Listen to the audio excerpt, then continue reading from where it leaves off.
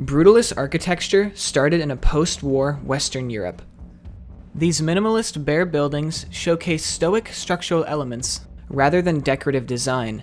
Eventually becoming popular enough among architects, similar structures all across the world started to pop up, specifically in places like Eastern Europe and countries like Brazil, Japan, and America. During the 1950s, this term of brutalism was actually made popular by British architectural critics. For English speakers, it is obvious to note that the word brutalism contains the word brutal. However, the name is also meant to reference the French word Béton Brut, which translates to raw concrete, which is the main material used in Brutalist buildings. Brutalist architecture has always been polarizing for art critics. Many believe these massive monstrosities to look soulless.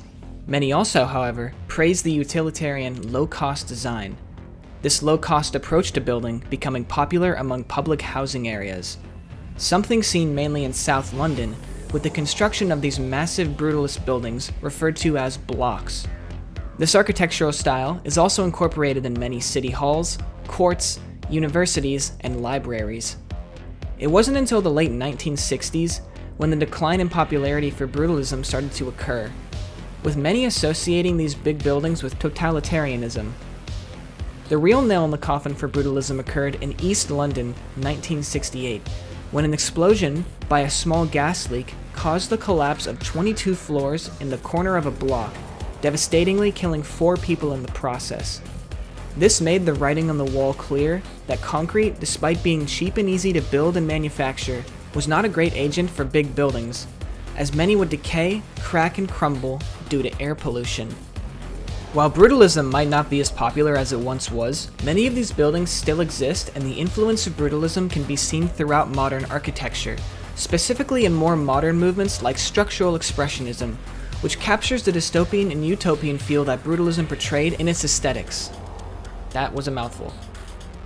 Brutalism is very nostalgic for me personally. I grew up in a town that hosted many buildings which took direct inspiration from brutalist works, so despite the cold concrete exterior, I find a strange warmth with many of these buildings.